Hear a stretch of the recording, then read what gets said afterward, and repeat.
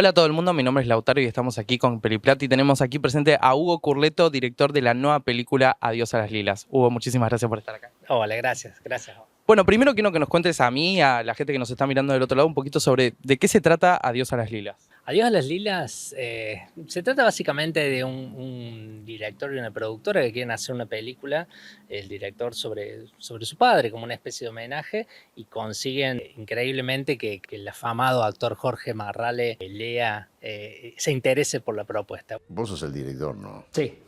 Bueno, y a partir de ahí un derrotero de situaciones en relación a eso, que cruza un poco el mundo de la ficción y el mundo de la realidad de este personaje de Danny Summer. Para la gente que se está mirando del otro lado, el director de la película sos vos, o sea, vos protagonizás la película conjunto con Jorge Marrale. ¿Cómo se dio eso? ¿Fue algo que se dio ya en la idea original o fue algo que se fue dando? No, eso fue en la escritura del guión. A medida que yo empecé a escribir, digo, al principio había algo más incluso en términos documental, pero empezaron a aparecer como esos escenarios y personajes que yo tiendo también a la escritura humorística, porque tiene que ver con mi forma de ver el mundo, de concebir la vida, de reírse de uno mismo todo el tiempo.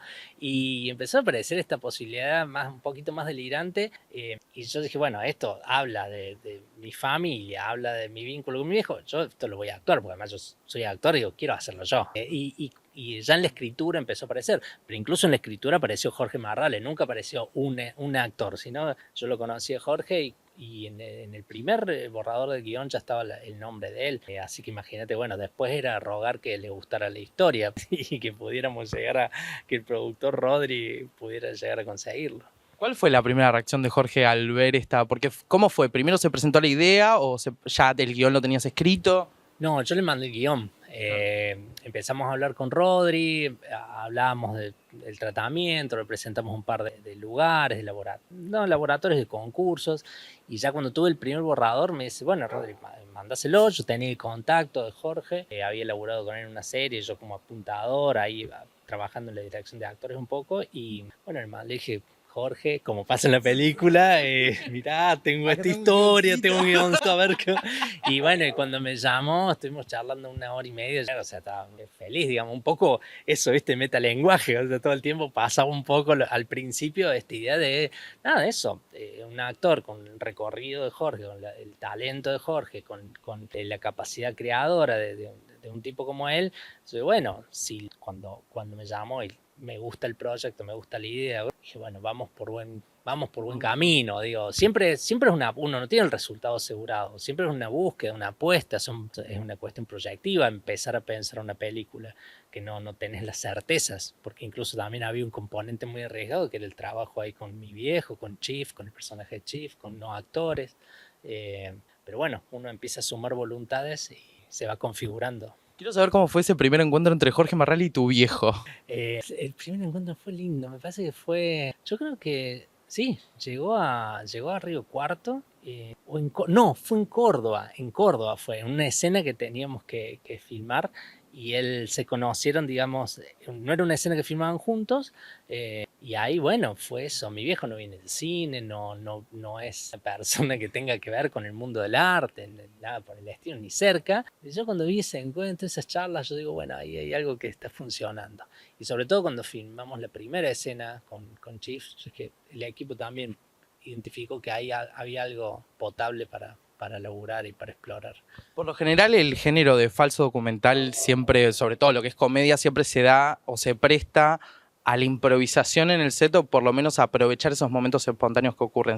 ¿Hubo lugar para eso? Mira, hubo lugar para algunas cositas en relación sobre todo al trabajo con niños, con mis hijos, que estábamos más abiertos a lo que pasara ahí en la necesidad de la escena, pero después todo lo que está en la película, básicamente todas las escenas, o sea, es todo guión. Yo por eso a veces digo, no sé si decirle falso documental, porque la peli es más Está completamente ficción, lo que sí trabaja con el concepto de autoficción, ¿no? Que cruza el mundo lo meta. real, claro, el mundo de lo real, de lo documental, con una pauta de mentira, con una pauta de ficción, con una pauta de juego. Entonces, por ahí viene, es difícil clasificar, pero yo creo que es eso, es una comedia, es una ficción. Y trabajando por lo general con no actores siempre se dan ciertas situaciones graciosas a la hora de estar en un set de filmación, explicar y todo eso.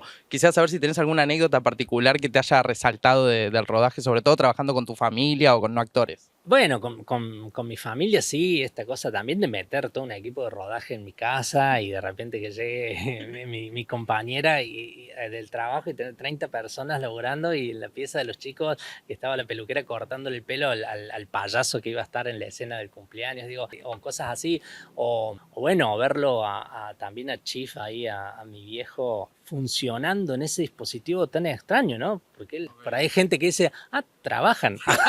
No se pase todo el día encerrado en el cuarto. Es complicado esto del cine, ¿me entendés? Claro, che, que gente se organizan, laburan mucho, viste que por ahí. A las 7 de la mañana. 7 de la mañana se van a las 8 de la noche, viste, bueno, esas cosas. Pero fue la verdad un proceso muy, muy disfrutable en ese sentido, ¿no? En el que también al trabajar con un equipo de gente, yo siempre trato de recalcar eso, un equipo de gente de amigos, gente maravillosa en ese sentido, donde vos abrís el mundo de lo familiar, ¿no? Exponés, y ese equipo de rodaje funcionó, se integró a la perfección. Bueno, Bo, muchísimas gracias por haber estado con nosotros. Bueno, por favor le pido a todo el mundo que vayan a ver Adiós a las Lilas, dirigida acá por Hugo Curleto, que se estará estrenando en cines el 5 de junio. 5 de junio. Muchas gracias.